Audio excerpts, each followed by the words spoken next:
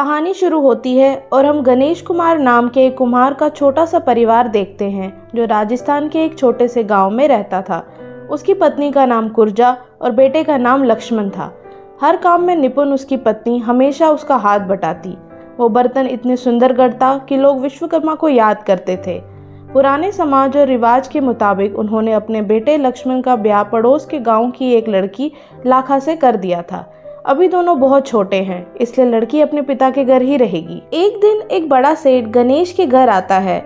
उसके घर 30 साल बाद लड़का हुआ था, इसलिए वो पुण्य कमाना चाहता है।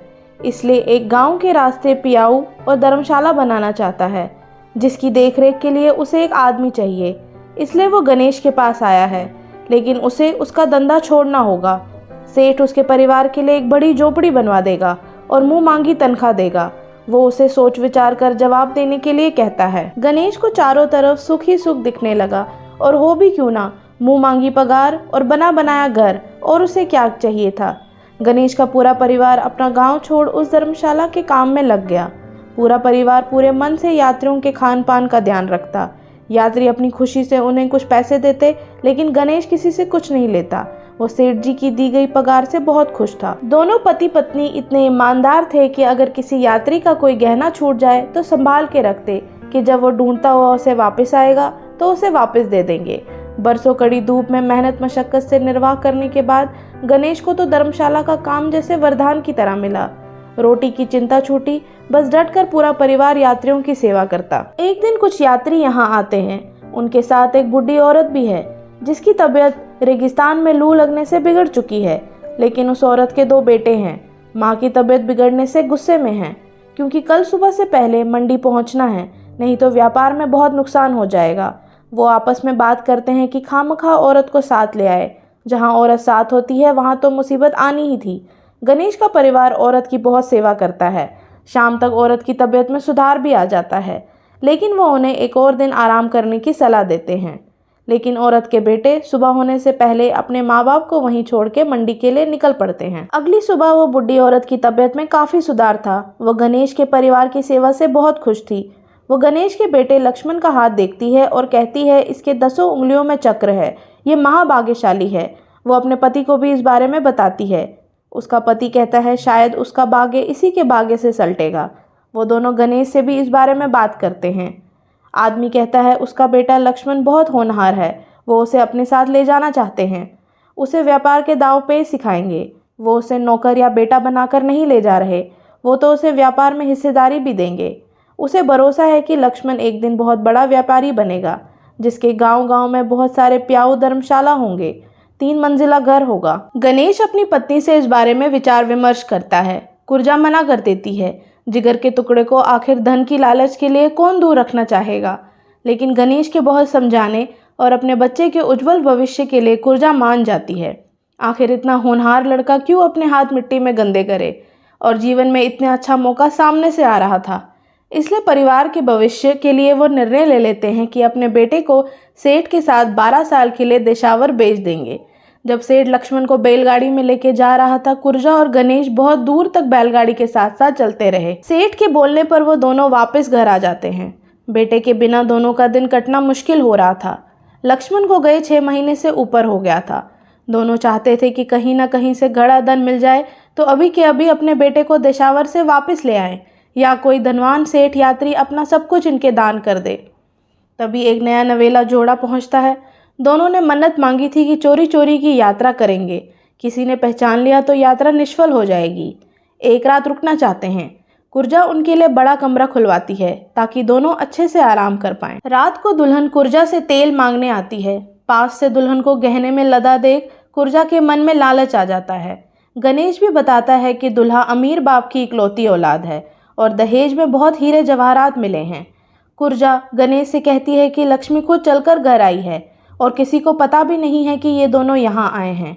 इन्हीं दोनों को लूट लिया जाए तो कल ही लक्ष्मण को देशावर से वापस ले आएं और लाशों को धर्मशाला के पीछे दलदल में फेंक देंगे। सोने चांदी को कुएं में छुपा देंगे। लक्ष्मण की जुदाई ने गणेश और कुर्जा को शैतान बना दिया था। उस रात गणेश ने कुल्हाड़ी से दोनों दुल्हा दुल्हन को मार डाला। कुर्जा ने सारा कमरा साफ किया। अगली सुबह गणेश ने बैलगाड़ी और लाशें दलदल में फेंक दी, लेकिन इतने धन के बावजूद दोनों अपने बेटे को लेने नहीं गए। लोगों से क्या कहेंगे कि इतना धन कहाँ से आया। देखते ही देखते 8 साल बीत गए। एक दिन देशावर से उसकी खबर आती है कि लक्ष्मण बहुत तरक्की कर रहा है, राज दरबार में उसका नाम हो गया है, अपने माता पिता को भी बहुत याद करता है, कोई नया काम उनकी पूजा किए बिना शुरू नहीं करता। एक रात एक व्यापारी धर्मशाला आता है। वो बहुत घबराया हुआ था, डाकू उसके पीछे पड़ गए थे। वो एक रात धर्मशाला में छुपना चाहता था। वो एक सिंदूक गणेश को देता है और कहता है, मुझे कुछ हो गया तो ये मेरे बच्चों को दे देना, इसमें नाम पता सब है। रात को कुर्जा गणेश से कहती है कि सिंदूक बहुत भारी है, उसमें ऐसा क्या है जिसके लिए व्यापारी अपनी जान जोखिम में डाल के डाकुओं से बचता फिर रहा है। वो दोनों सिंदूक खोलते हैं। वो हीरे के गहने से भरा हुआ था। जितना 8 साल पहले मिला था उससे भी ज़्यादा महंगा था यह गहना। वो फिर से उस यात्री को मारने का मन बनाते हैं। जैसे ही गणेश कुल्हाड़ी लेके धर्मशाला की ओर बढ़ता है तभी डाकू भी वहां पहुंच जाते हैं। गणेश के हाथ कुल्हाड़ी देख डाकुओं को लगता है कि वो व्यापारी की रक्षा के लिए बाहर खड़ा है। डाकुओं का सरदार उसकी हिम्मत देख बहुत खुश हो जाता है। वो गणेश से कहता है वो उसके धर्मशाला को किसी को मार के गंदा नहीं करना चाहता, इसलिए उन्होंने व्यापारी को छोड़ दिया। गणेश भी अपना मन अब बदल देता है, लेकिन लालच ने कुंजा को अंधा बना दिया है। उसे अब बेटे का मोह नहीं, दौलत का लालच आ गया है।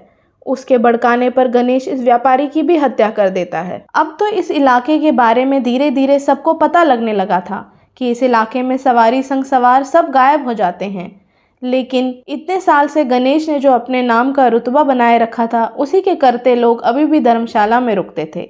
लेकिन गणेश और कुर्जा के मुंह तो जैसे खून लग गया था। एक दिन तो उन्होंने कपड़ों के व्यापारी तक को बिना वजह मार डाला। लक्ष्मण को गए अब 12 साल हो गए थे। अब वो किसी भी वक्त आ सकता था। जब भी कोई नया यात्री के आने की आवाज़ आती, गणेश और कुर्जा को लगता कि उनका बेटा वापस आ गया है। एक दिन एक बड़ा जट्टा उनके पयाओं पे आता है। उनमें से एक जवान सेठ गणेश को एक रात धर्मशाला में रुकने के लिए पूछता है। उसके पास बहुत सोना है। सेठ इतना सज्जन है कि वो उन दोनों के साथ ही खाना खाना चाहता है। सेठ उन दोनों से मिलकर बहुत खुश होता है। वो उन दोनों से बहुत बातें करता है और रात उन्हीं के घर सोने की जिद करता है। लेकिन गणेश उसे धर्मशाला सोने के लिए कहता है। उनके घर में उसे तकलीफ होगी। उस रात उस अमीर सेठ की अमीरी देख उनका मन फिर से मचल उठता है। इसके बाद फिर किसी को नहीं मारेंगे, यही सोच के गणेश ने फिर से कुल्हाड़ी उठा ली और उस सेठ के नींद में टुकड़े टुकड़े कर दिए। लाश और बैलगाड़ी दलदल में डाल दी और इस सेठ का सोना भी कुएं में फेंक दिया। अगली सुबह उनकी बहू लाखा वहां पहुंच जाती है। वो लक्ष्मण को ढूंढती है। गणेश और कुर्जा से कहती है कि वो गांव आए थे और बोले थे कि माँ बाबा को नहीं बताएंगे, देखते हैं कि वो मुझे पहचान पाएंगे। लाखा की बात सुनकर दोनों सन्न रह गए। वो सेठ उनका बेटा लक्ष्मण था। उसी को वापस लाने के लिए वो लोग खूनी बने थे ताकि अपने बेटे को वापस ला पाते। लेकिन लालच में अंधे दोनों से क्या पाप हो गया। जिस बेटे का इंतज़ार 12 साल से किया, उसी को पहचान नहीं पाए और उसके टुकड़े टुकड़े कर दिए। ज़मीन पर जो खून है वो लक्ष्मण का ही है। और इसी के साथ मूवी ख़त्म हो जाती है। ये थी कहानी परिणाती मूवी की, जो 1986 में रिलीज़ हुई थी। आपको ये रिव्यू कैसा लगा हमें ज़रूर बताइएगा और हमारे चैनल व्हाट द फिल्म को सब्सक्राइब भी करिए। Thank you.